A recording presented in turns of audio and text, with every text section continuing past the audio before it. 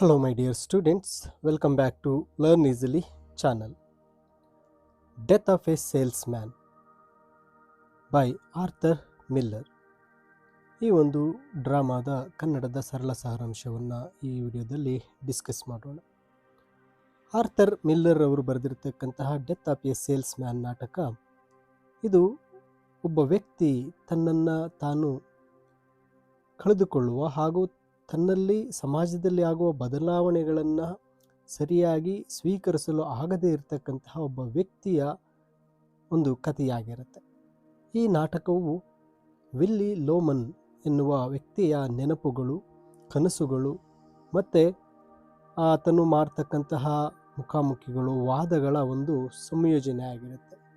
ಇವೆಲ್ಲವೂ ವಿಲ್ಲಿ ಲೋಮನ್ನ ಜೀವನದ ಕೊನೆಯ 24 ಗಂಟೆಗಳನ್ನು ತಿಳಿಸ್ತಕ್ಕಂತಹ ಒಂದು ಕಥೆಯಾಗಿರುತ್ತೆ. ಇದು death of a salesman. Willy Loman ಆತ್ಮಹತ್ಯೆ ಮತ್ತು ನಂತರದ ಅಂತ್ಯಕ್ರಿಯೆಯೊಂದಿಗೆ ಈ ನಾಟಕವು ಸಹ ಮುಕ್ತಾಯವಾಗುತ್ತೆ. ಈ ನಾಟಕದ ಮುಖ್ಯ ಒಂದು ಕ್ಯಾರೆಕ್ಟರ್ಸ್ಗೆ ಬಂದಾಗ ವಿಲ್ಲಿ ಲೋಮನ್ ಫ್ಯಾಮಿಲಿ. ಇಲ್ಲಿ ವಿಲ್ಲಿ ಲೋಮನ್ ಈತನೇ ಸೇಲ್ಸ್ ಮ್ಯಾನ್, ಒಬ್ಬ ಮಾರಾಟಗಾರ.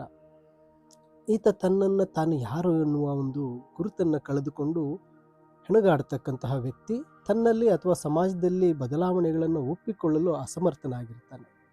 ಅವನು ಸ್ವಾರ್ಥಿಯಾಗಿದ್ದು ತನ್ನ ಹೆಂಡತಿಯನ್ನು ಗೌರವಿಸಲು ವಿಫಲನಾಗ್ತಾನೆ ಮತ್ತು ತನ್ನ ಒಂದು ಪ್ರೊಫೆಷ್ನಲ್ ಸಕ್ಸಸ್ನ ಬಗ್ಗೆ ಸುಳ್ಳು ಭರವಸೆಯಲ್ಲಿ ಬದುಕ್ತಾ ಇರ್ತಾನೆ. ಅಂತಿಮವಾಗಿ ಅವನು ವಾಸ್ತವ ಮತ್ತು ಅವನ ಒಂದು ಇಲ್ಯೂಷನ್, ಕಲ್ಪನೆಯ ನಡುವಿನ ವ್ಯತ್ಯಾಸವನ್ನು ಗುರುತಿಸುವ ಸಾಮರ್ಥ್ಯವನ್ನು ಕಳೆದುಕೊಂಡು ಆತ್ಮಹತ್ಯೆ ಮಾಡಿಕೊಳ್ಳುತ್ತಾನೆ.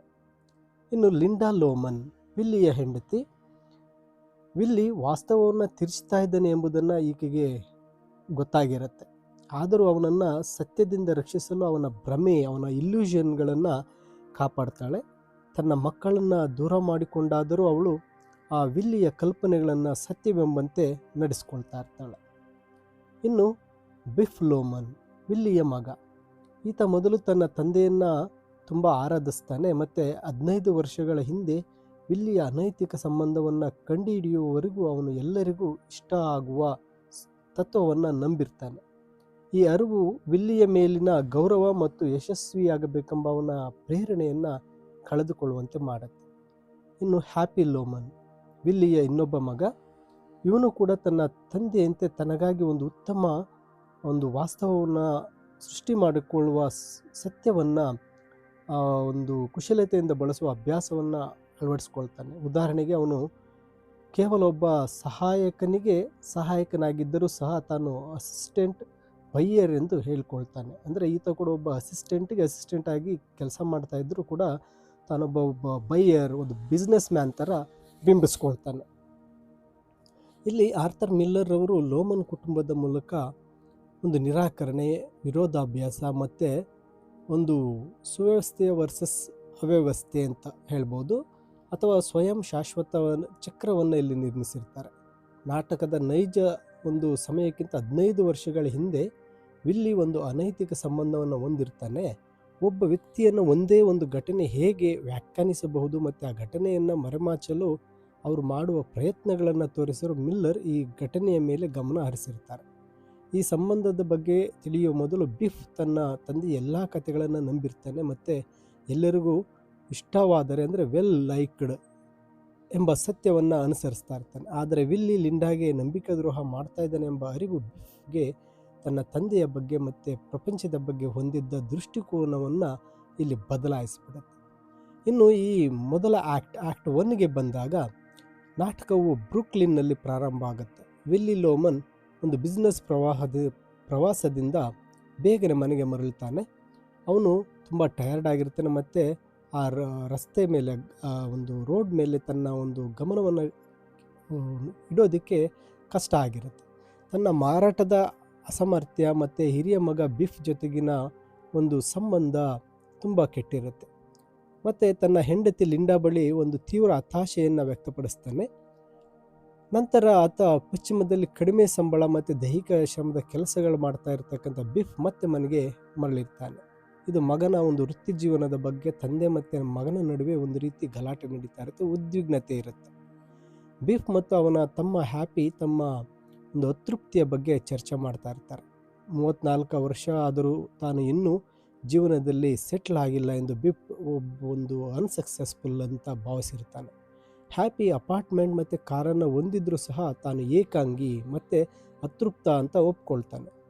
ಅವರಿಬ್ಬರು ಒಟ್ಟಾಗಿ ಒಂದು ರ್ಯಾಂಚ್ ಖರೀದಿ ಮಾಡತಕ್ಕಂಥ ಒಂದು ಕನಸು ಕಾಣ್ತಾರೆ. ಇದು ಬಿಫ್ ಇಷ್ಟಪಡುವ ದೈಹಿಕ ಕೆಲಸವಾಗಿದ್ದರೂ ವಿಲ್ಲಿ ಅದನ್ನು ಕೀಳುಮಟ್ಟದ ಕೆಲಸ ಅಂತ ಭಾವಿಸ್ತಾನೆ. ವಿಲ್ಲಿ ಅಡುಗೆ ಮನೆಯಲ್ಲಿ ತನಗೆ ತಾನೇ ಮಾತನಾಡಿಕೊಳ್ಳುವಾಗ ಬಿಫ್ ಮತ್ತು ಹ್ಯಾಪಿ ಅವರಿಬ್ಬರು ಬಾಲ್ಯದ ನೆನಪುಗಳಿಗೆ ವಿಲ್ಲಿ ಜಾರಿಕೊಳ್ತಾನೆ. ಆ ಒಂದು ಗೋಲ್ಡನ್ ಏಜ್ನಲ್ಲಿ ವಿಲ್ಲಿ ತನ್ನ ಇಬ್ಬರು ಹೀರೋ ಆಗಿದ್ನು.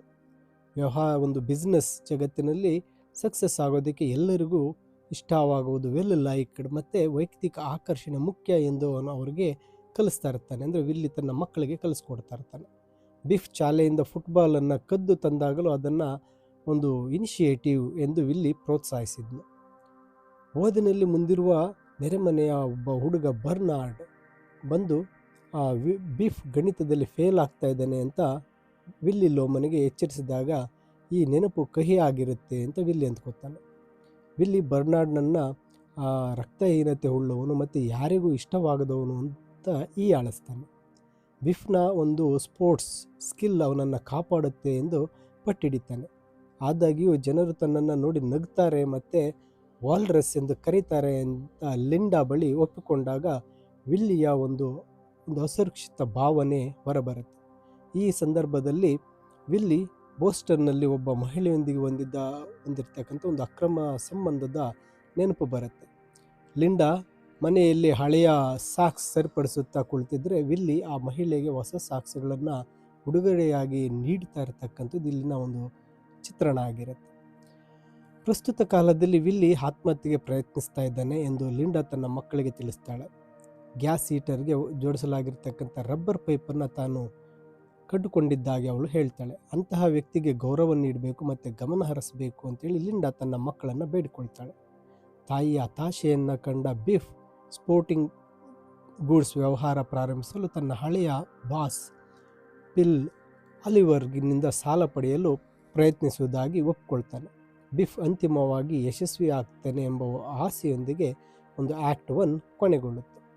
ಇನ್ನು ಆ್ಯಕ್ಟ್ 2ಗೆ ಬಂದಾಗ ಈ ಒಂದು ಆ್ಯಕ್ಟ್ 2 ಒಂದು ರೀತಿಯ ಆಶಾವಾದದೊಂದಿಗೆ ಪ್ರಾರಂಭ ಆಗುತ್ತೆ. ವಿಲ್ಲಿ ತನ್ನ ಬಾಸ್ ಹೋವರ್ಡ್ ವ್ಯಾಗ್ನರನ್ನು ಭೇಟಿಯಾಗಿ ತನಗೆ ಪ್ರಯಾಣ ಮಾಡದ ಅಂದರೆ ತುಂಬ ಟ್ರಾವೆಲ್ ಇಲ್ಲದ ಒಂದು ಕೆಲಸ ನೀಡಬೇಕು ಅಂತೇಳಿ ಕೇಳಬೇಕು ಅಂದ್ಕೊತಾನೆ. ಹೋವರ್ಡ್ ಜೊತೆಗಿನ ವಿಲ್ಲಿಯ ಭೇಟಿ ಒಂದು ರೀತಿ ಟ್ರಾಜಿಡಿಯಾಗಿ ಮಾರ್ಪಾಡಾಗುತ್ತೆ. ಹೋವರ್ಡ್ ತನ್ನ ಹೊಸ ವೈರ್ ರೆಕಾರ್ಡರ್ ಬಗ್ಗೆ ಆಸಕ್ತಿ ಹೊಂದಿದ್ದಾನೆ ಹೊರತು ವಿಲ್ಲಿಯ ಒಂದು ಲಾಂಗ್ ಸರ್ವಿಸ್ ಬಗ್ಗೆ ಯಾವುದೇ ರೀತಿ ಅವನಿಗೆ ಇಂಟ್ರೆಸ್ಟ್ ಇರೋದಿಲ್ಲ. ವಿಲ್ಲಿ ಲೋಮನ್ ವಾರಕ್ಕೆ $65 ನಂತರ $50 ಸಂಬಳಕ್ಕೆ ವಿನಂತಿ ಮಾಡ್ಕೋತಾನೆ. ಹೋವರ್ಡ್ ಅಂತಿಮವಾಗಿ ಅವನಿಗೆ ಸಂಬಳ ಕೊಡೋದಿರಲಿ, ಅವನನ್ನು ಏನು ಮಾಡ್ತಾನೆ, ಕೆಲಸದಿಂದ ವಜಾ ಮಾಡ್ತಾನೆ ಮತ್ತು ನೀನು ಲಾಂಗ್ ರೆಸ್ಟ್ ತೆಗೆದುಕೋ ಅಂತೇಳಿ ಹೇಳ್ತಾನೆ. ಇದರಿಂದ ಕಂಗೆಟ್ಟಂತಹ ವಿಲ್ಲಿ ಲೋಮನ್ ನೆರೆಮನೆಯ ಚಾರ್ಲಿ ಬಳಿ ಹೋಗ್ತಾನೆ. ಅಲ್ಲಿ ಈಗ ಯಶಸ್ವಿಯಾಗಿ ಬೆಳೆದಿರುವ ಬರ್ನಾರ್ಡ್ನನ್ನು ಭೇಟಿಯಾಗ್ತಾನೆ. ಬಿಫ್ನ ಜೀವನದಲ್ಲಿ ಹಠಾತ್ ಬದಲಾವಣೆ ತಂದಂತಹ ಬೋಸ್ಟನ್ ಘಟನೆ ಏನು ಎಂದು ಬರ್ನಾರ್ಡ್ ಕೇಳ್ತಾನೆ. ಆದರೆ ವಿಲ್ಲಿ ಉತ್ತರಿಸಲು ನಿರಾಕರಿಸ್ತಾನೆ. ಚಾರ್ಲಿ ವಿಲ್ಲಿ ಲೋಮನ್ ಕೆಲಸದ ಆಫರ್ ನೀಡ್ತಾನೆ. ಆದರೆ ತನ್ನ ಹಠಮಾರಿತನ ಮತ್ತು ಅಹಂನಿಂದಾಗಿ ವಿಲ್ಲಿ ಅದನ್ನು ನಿರಾಕರಿಸ್ತಾನೆ. ಆದರೂ ಒಂದು ಇನ್ಸ್ಟಾಲ್ಮೆಂಟನ್ನು ಕಟ್ಟಲು ಚಾರ್ಲಿ ಬಳಿ ಹಣ ಸಾಲ ಪಡಿತಾನೆ ವಿಲ್ಲಿ ಲೋಮನ್. ನಂತರ ಬಿಫ್ ಮತ್ತು ಹ್ಯಾಪಿ ಮತ್ತು ವಿಲ್ಲಿ ಲೋಮನ್ ಡಿನ್ನರ್ಗಾಗಿ ಫ್ರಾಂಕ್ಸ್ ಚಾಪ್ ಹೌಸ್ನಲ್ಲಿ ಭೇಟಿಯಾಗ್ತಾರೆ. ಬಿಫ್ ತನ್ನ ತಂದೆಗೆ ಸತ್ಯ ಹೇಳಲು ಪ್ರಯತ್ನಿಸ್ತಾನೆ. ಬಿಲ್ ಆಲಿವರ್ನನ್ನು ಗುರುತಿಸಲೂ ಇಲ್ಲ ಮತ್ತು ಆತುರದಲ್ಲಿ ಬಿಲ್ ಆಲಿವರ್ನ ಒಂದು ಫೌಂಟೇನ್ ಪೆನ್ನನ್ನು ಕದ್ದು ಬಿಟ್ಟಿದ್ನು. ವಿಲ್ಲಿ ಅದನ್ನು ಕೇಳಿಸಿಕೊಳ್ಳಲು ನಿರಾಕರಿಸ್ತಾನೆ ಮತ್ತು ಬಿಫ್ ತನ್ನನ್ನು ಹೋಟೆಲ್ ರೂಮ್ನಲ್ಲಿ ಒಬ್ಬ ಮಹಿಳೆಯೊಂದಿಗೆ ಹಿಡಿದಂತಹ ಘಟನೆ ನೆನಪಿಗೆ ಜಾರಿಕೊಳ್ತಾನೆ. ಈ ಘಟನೆ ಬಿಫ್ ತನ್ನ ತಂದೆ ಒಬ್ಬ ವಂಚಕ ಎಂದು ಅರ್ಥ ಮಾಡ್ಕೊಳ್ತಾನೆ ಮತ್ತು ತನ್ನ ಭವಿಷ್ಯದ ಬಗ್ಗೆ ಭರವಸೆ ಕಳೆದುಕೊಳ್ಳಲು ಕಾರಣ ಆಗುತ್ತೆ. ಈ ನೆನಪಿನಿಂದ ಕುಸಿದು ಹೋದ ವಿಲ್ಲಿ ರೆಸ್ಟೋರೆಂಟ್ನ ವಾಶ್ರೂಮ್ನಲ್ಲಿ ಬೀಳ್ತಾನೆ. ಹ್ಯಾಪಿ ಮತ್ತು ಬಿಫ್ ಅವನನ್ನು ಅಲ್ಲೇ ಬಿಟ್ಟು ಇಬ್ಬರು ಆ ಮಹಿಳೆಯರೊಂದಿಗೆ ಹೊರಟು ಹೋಗ್ತಾರೆ. ಮನೆಗೆ ಹಿಂತಿರುಗಿದಂತಹ ವಿಲ್ಲಿ ಲೋಮನ್ ರಾತ್ರಿ ವೇಳೆಯಲ್ಲಿ ಕತ್ತಲಿನಲ್ಲಿ ಬೀಜಗಳನ್ನು ನೆಡಲು ಪ್ರಾರಂಭಿಸ್ತಾನೆ. ಇದು ತಾನು ಹೋದ ನಂತರ ಏನನ್ನಾದರೂ ಉಳಿಸಬೇಕೆಂಬ ಹಂಬಲದ ಸಂಕೇತ ಆಗಿರುತ್ತೆ. ಅವನು ಆಫ್ರಿಕಾದಲ್ಲಿ ಶ್ರೀಮಂತನಾದ ತನ್ನ ಒಬ್ಬ ಇಲ್ಯೂಷನ್ ಸಹೋದರ ಬೆನ್ನೊಂದಿಗೆ ಕೊನೆಯ ಬಾರಿಗೆ ಸಂಭಾಷಣೆ ನಡೆಸ್ತಾನೆ. ತನ್ನ $20,000 ಒಂದು ಲೈಫ್ ಇನ್ಶೂರೆನ್ಸ್ ಹಣವೇ ತಾನು ಬಿಫ್ಗೆ ನೀಡಬಹುದಾದ ಅತಿ ದೊಡ್ಡ ಉಡುಗೊರೆ ಎಂದು ವಿಲ್ಲಿ ಲೋಮನ್ ನಿರ್ಧರಿಸ್ತಾನೆ. ಬಿಫ್ ಅಂತಿಮವಾಗಿ ವಿಲ್ಲಿಯನ್ನು ಎದುರುಗೊಳ್ತಾನೆ. ರಬ್ಬರ್ ಪೈಪನ್ನು ತೋರಿಸುತ್ತಾ, ನಾವಿಬ್ಬರು 1000ಕ್ಕೆ 11 ಆರ್ಡಿನರಿ ಮೆನ್, ನಾವಿಬ್ಬರು 1000ಕ್ಕೆ 11 ಅಂತ ಹೇಳ್ತಾನೆ. ಬಿಫ್ ಕಣ್ಣೀರು ಹಾಕಿದಾಗ ಬಿಫ್ ತನ್ನನ್ನು ಪ್ರೀತಿಸ್ತಾನೆ ಎಂಬ ಸತ್ಯ ವಿಲ್ಲಿಗೆ ಅರ್ಥ ಆಗುತ್ತೆ. ಇನ್ಶೂರೆನ್ಸ್ ಒಂದು ಹಣವನ್ನು ಬಿಫ್ನನ್ನು ಅದ್ಭುತ ವ್ಯಕ್ತಿಯನ್ನಾಗಿ ಮಾಡುತ್ತೆ ಎಂದು ನಂಬಿ ವಿಲ್ಲಿ ಕಾರನ್ನು ವೇಗವಾಗಿ ಓಡಿಸಿ ಒಂದು ಆಕ್ಸಿಡೆಂಟ್ ಮಾಡಿಕೊಂಡು ಆತ್ಮಹತ್ಯೆ ಮಾಡಿಕೊಳ್ತಾನೆ. ಈ ರೀತಿಯಾಗಿ ವಿಲ್ಲಿ ತನ್ನ ಜೀವವನ್ನು ಕಳ್ಕೊಳ್ತಾನೆ. ಇನ್ನು ಅಂತಿಮವಾಗಿ ರಿಕ್ವಿಮ್ ಆಫ್ಟರ್ ಮ್ಯಾತ್ ಅಂದರೆ ಅಂತ್ಯಕ್ರಿಯೆ ನಂತರದ ಒಂದು ಪರಿಣಾಮಗಳು. ಈ ನಾಟಕ ವಿಲ್ಲಿಯ ಅಂತ್ಯಕ್ರಿಯೆಯೊಂದಿಗೆ ಮುಕ್ತಾಯ ಆಗುತ್ತೆ. ಅಲ್ಲಿಗೆ ಬಹಳ ಕಡಿಮೆ ಜನ ಬಂದಿರ್ತಾರೆ. ಯಾಕೆ ಜಾಸ್ತಿ ಜನ ಬರಲಿಲ್ಲ ಎಂದು ಲಿಂಡಾ ಒಂದು ರೀತಿ ಆತಂಕಕ್ಕೆ ಗೊಂದಲಕ್ಕೀಡಾಗ್ತಾಳೆ. ಆದರೆ ಬಿಫ್ ತನ್ನ ತಂದೆ ಒಂದು ಕೆಟ್ಟ ಕನಸುಗಳನ್ನು ಕಂಡಿದ್ದ ಅಂತ ಒಂದು ಅಭಿಪ್ರಾಯ ಪಡ್ತಾನೆ. ಆದರೆ ಹ್ಯಾಪಿ ತಾನು ನಗರದಲ್ಲೇ ಉಳಿದು ವಿಲ್ಲಿ ಲೋಮನ್ ಸಾವು ವ್ಯರ್ಥವಾಗಲಿಲ್ಲ ಅಂತ ಸಾಬೀತುಪಡಿಸೋದಾಗಿ ಒಂದು ಪ್ರತಿಜ್ಞೆ ಮಾಡ್ತಾನೆ. ಇದು ಸುಳ್ಳು ಕನಸಿನ ಚಕ್ರ ಮುಂದುವರಿಯುವುದನ್ನು ಸೂಚಿಸುತ್ತೆ. ಸಮಾಧಿ ಮುಂದೆ ಒಬ್ಬಳೇ ಉಳಿದ ಲಿಂಡಾ ಅಂದೇ ಮನೆಯ ಆ ದಿನವೇ ಆ ಮನೆಯ ಎಲ್ಲ ಸಾಲಗಳನ್ನು ತೀರಿಸಿದ್ದಾಗಿ ವಿಲ್ಲಿಗೆ ಹೇಳ್ತಾಳೆ. ನಾವೀಗ ಫ್ರೀ ಆಗಿದ್ದೇವೆ ಅಂತ ಹೇಳುವುದರ ಮೂಲಕ ಈ ಒಂದು ನಾಟಕ the death of a salesman ಕೊನೆಗೊಳ್ಳುತ್ತೆ. ಮೈ ಡಿಯರ್ ಸ್ಟೂಡೆಂಟ್ಸ್, ಇದು ಕನ್ನಡದ ಎಕ್ಸ್ಪ್ಲನೇಷನ್ ಮತ್ತು ಇದು ತುಂಬ ಶಾರ್ಟಾಗಿ ಈ ಒಂದು ಸಮರಿಯನ್ನು ತಿಳಿಸಿರ್ತೇನೆ.